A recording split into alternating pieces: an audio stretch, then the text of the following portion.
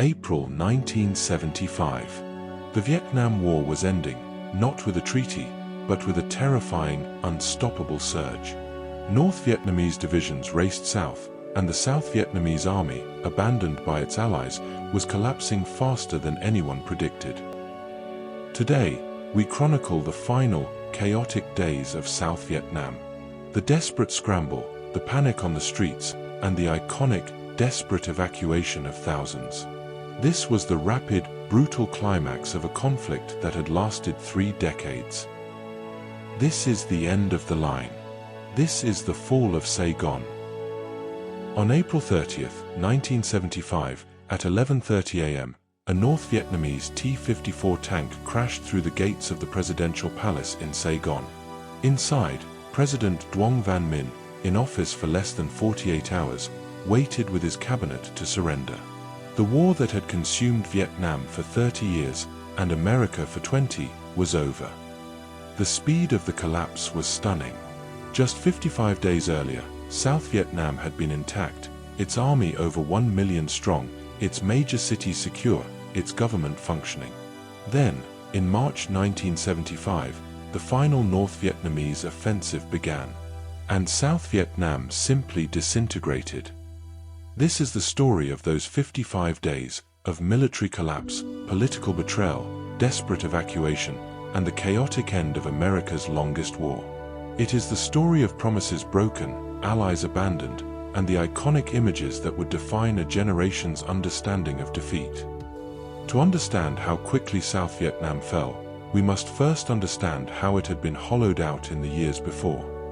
On January 27, 1973, the Paris Peace Accords were signed, officially ending direct American military involvement in Vietnam. The agreement had been negotiated by Henry Kissinger and North Vietnamese diplomat Le Duc, though both would later receive the Nobel Peace Prize, though declined to accept it. The terms of the agreement were fatally flawed from the start. First, all U.S. combat troops would withdraw from Vietnam within 60 days.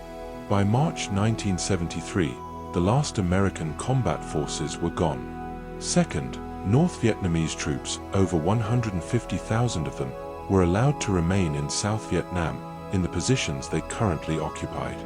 This was an extraordinary concession, essentially guaranteeing the war would continue. Third, the South Vietnamese government under President Nguyen Van Thieu would remain in power, and the United States pledged to continue providing military and economic aid.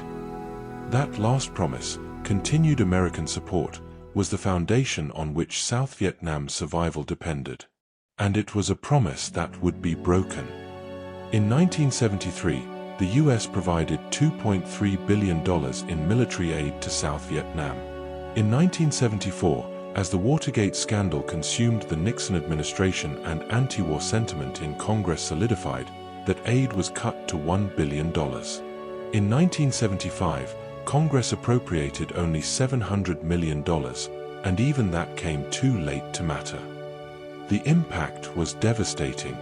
The ARVN, the Army of the Republic of Vietnam, which had been equipped and trained to fight a mechanized, American-style war, suddenly could not afford the fuel, ammunition, or spare parts to sustain operations.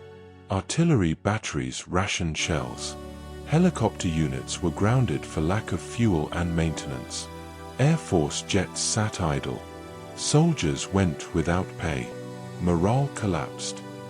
President Thieu, watching his army wither, felt betrayed. The Americans had promised support. President Nixon had personally assured him, in secret letters, that the U.S. would intervene with air power if North Vietnam violated the peace agreement. But Nixon resigned in August 1974, destroyed by Watergate. His successor, Gerald Ford, inherited a Congress and a public with no appetite for renewed involvement in Vietnam. The promises meant nothing. In Hanoi, the North Vietnamese leadership watched the American withdrawal with satisfaction and the South's weakening with growing confidence. They had endured over a decade of American bombing, hundreds of thousands of casualties, and economic devastation. But they had outlasted the Americans. In late 1974, the Politburo in Hanoi debated the timing of a final offensive. Some argued for caution, give the South time to collapse on its own, avoid provoking American re-intervention. Others, including General Van Tien Dung, Chief of Staff of the PAVN, argued for boldness, strike now, while the Americans were paralyzed politically and the ARVN was weak. The decision was made, launch a major offensive in early 1975. The initial target would be the Central Highlands, specifically Ban Me Thuot, a strategic provincial capital. The plan was to test ARVN resistance and gauge American response. If the Americans did not intervene, if the ARVN crumbled, the offensive would expand. And if the opportunity arose, they would drive all the way to Saigon and end the war in 1975. On March 10, 1975, the final offensive began. And within weeks, it became clear that South Vietnam was not retreating, it was collapsing. March 10, 1975. The North Vietnamese struck Ban Me Thuot, a provincial capital in the Central Highlands, with overwhelming force.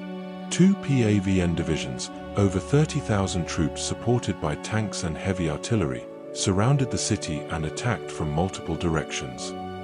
The ARVN defenders, primarily the 23rd Division, were outnumbered and quickly overwhelmed. Within 48 hours, Ban Me Thuot fell. The PAVN had captured a provincial capital, and the Americans had not responded. That silence was the death knell of South Vietnam. President Thieu, facing the loss of the Central Highlands, made a decision that would doom his country. Rather than reinforce Ban Me Thuot or contest the PAVN advance, he ordered a strategic withdrawal, abandoning the highlands entirely and consolidating forces to defend the coastal cities and the approaches to Saigon. The order was militarily sound in theory, but in execution, it was catastrophic. The withdrawal from the highlands turned into a rout. ARVN units, ordered to retreat along secondary roads to avoid PAVN blocking forces, found themselves on Route 7B, a neglected jungle trail that was barely passable. Trucks broke down. Artillery had to be abandoned. Discipline evaporated. Civilians joined the retreat, hundreds of thousands of refugees fleeing the PAVN advance, clogging the roads, slowing the military withdrawal. Families carried possessions on their backs. Children were separated from parents. The old and sick were left behind. The PAVN pursued, ambushing the columns, shelling the roads. The retreat became a massacre. Entire ARVN divisions disintegrated. Soldiers threw away their weapons, abandoned their units, and fled as individuals. By late March, the Central Highlands were lost. And the ARVN was no longer an organized fighting force in that region. It was a mob of demoralized, fleeing soldiers. The psychological impact was devastating. If the highlands, long considered the strategic key to South Vietnam, could fall in 2 weeks, what else could hold? The PAVN, sensing total victory, accelerated their offensive. Instead of consolidating in the highlands, they pushed east toward the coast, targeting Hue and Da Nang, major cities that had been symbols of South Vietnamese and American power. Hue, the ancient imperial capital, fell on March 26 after minimal resistance. The ARVN 1st Division, one of the best units in the army, simply disintegrated. Some soldiers fought briefly. Most fled. The city was abandoned to the PAVN without a major battle. The fall of Da Nang on March 30 was even more chaotic and more symbolic. Da Nang was South Vietnam's second-largest city, a major port, and home to a huge ARVN and civilian population. As PAVN forces approached, hundreds of thousands of refugees from the north poured into the city, overwhelming its infrastructure. Panic set in.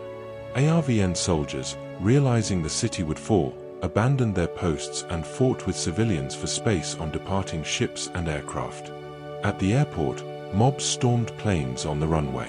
Soldiers fired weapons to force civilians aside. Helicopters were mobbed.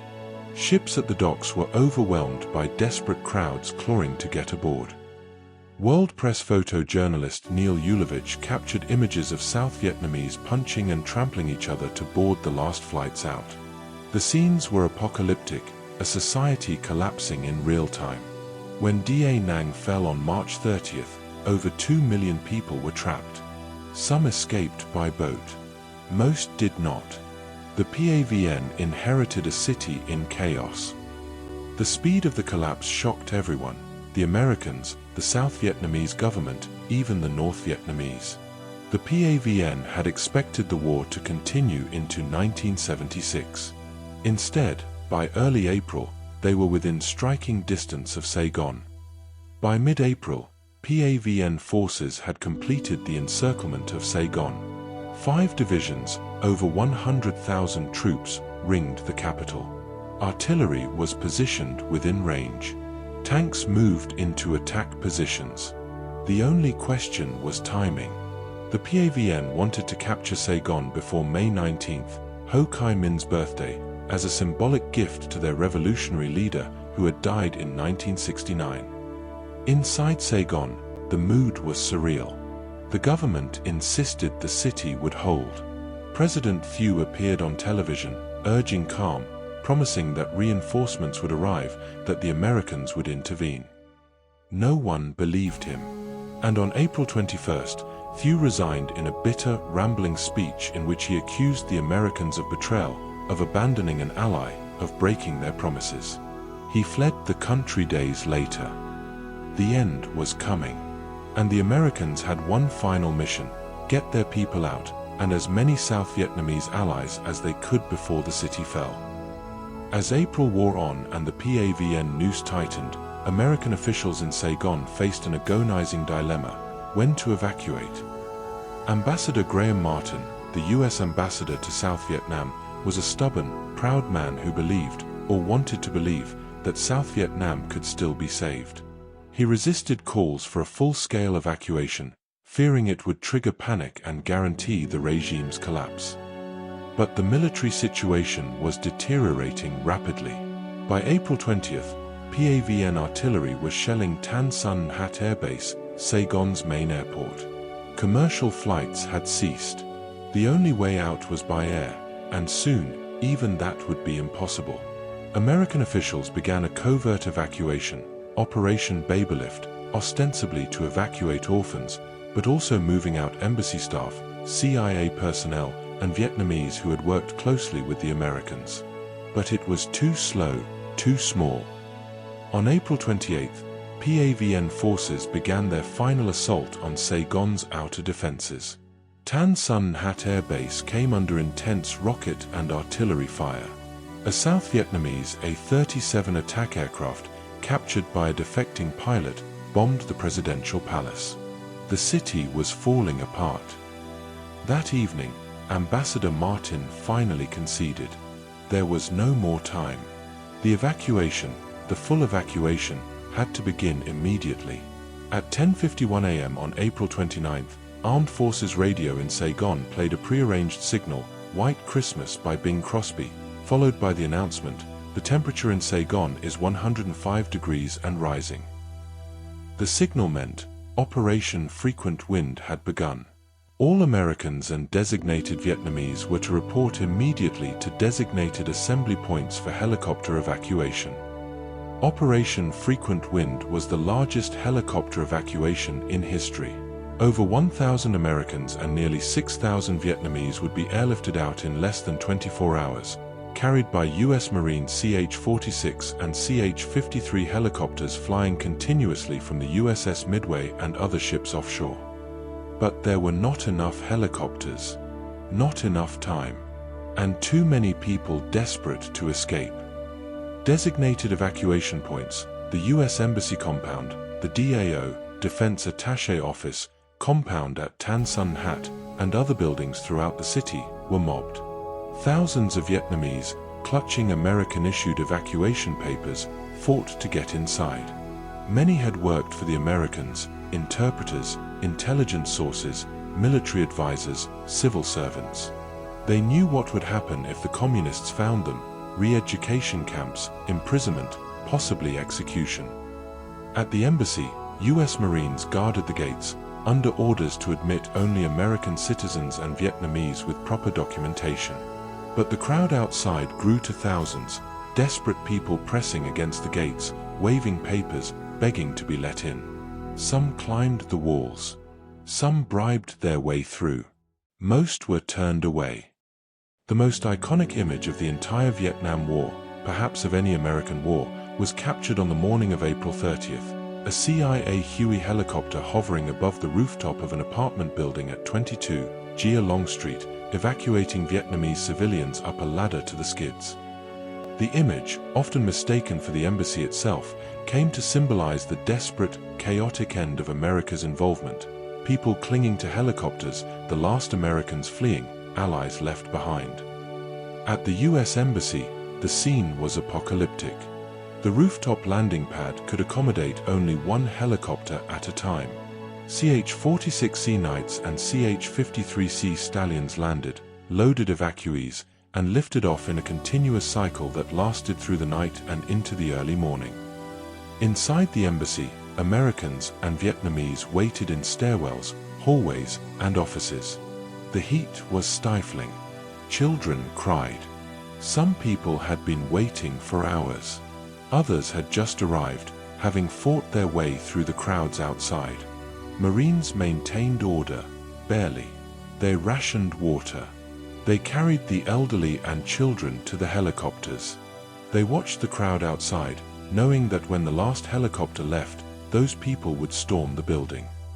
As the evacuation proceeded, Americans began destroying classified documents and equipment. Shredders ran continuously, grinding documents into confetti. Radios were smashed. Code machines were destroyed. Files were burned in oil drums. The CIA station chief oversaw the destruction of decades of intelligence files. In the end, there wasn't time to destroy everything. Some documents, some equipment, would fall into PAVN hands. At Tan Son Nhat Air Base, the scene was even more chaotic. Hundreds of millions of dollars worth of military equipment, helicopters, aircraft, vehicles, weapons, were being abandoned. Some were sabotaged. Most were simply left intact. South Vietnamese helicopter pilots, desperate to escape, loaded their families aboard Huey helicopters and flew to the fleet offshore. The American ships, their decks already crowded, had no room for the aircraft. Pilots were ordered to ditch their helicopters in the ocean and swim to rescue boats. Some pilots refused. They hovered over the ships, threatening to crash into the deck if not allowed to land. Eventually, deck crews began pushing undamaged helicopters overboard, millions of dollars of equipment shoved into the sea to make room for more evacuees. By the early morning of April 30th, the evacuation was winding down. Ambassador Martin, having delayed as long as possible, finally boarded a helicopter at 4:58 a.m., clutching the embassy's American flag. He was the last senior American official to leave Vietnam, the symbolic end of America's presence. But thousands of Vietnamese remained, in the embassy courtyard, at other evacuation sites throughout the city. They had been promised evacuation. They had worked for the Americans, and they were being left behind. At 7:53 a.m., the last helicopter lifted off from the embassy rooftop, Marine CH-46 Swift 222, carrying the 11-man Marine security detachment that had defended the embassy throughout the night. As it rose above the city, the Marines could see PAVN tanks entering the outskirts of Saigon. The war was ending, and they were the last Americans to leave. In the embassy courtyard below, the crowd realized the helicopters were not coming back. Some climbed the walls and fled into the city. Others sat in stunned silence, realizing they had been abandoned. The evacuation had ended. But in Saigon, the war had not yet ended. One final act remained. April 30th, 1975. Mid-morning. The streets of Saigon were eerily quiet. PAVN tanks and troops were moving through the outskirts, meeting no resistance. ARVN soldiers, realizing the end had come, were stripping off their uniforms and disappearing into the population. Some officers committed suicide. Most simply went home. At 10:24 a.m., General Duong Van Minh, who had been installed as president just 42 hours earlier in a last-ditch attempt to negotiate a peaceful transition, went on the radio and announced the unconditional surrender of South Vietnam. His voice was calm, resigned. "We are here waiting for the Provisional Revolutionary Government to hand over the authority in order to stop useless bloodshed." But the PAVN was not interested in negotiations. They were coming to take Saigon.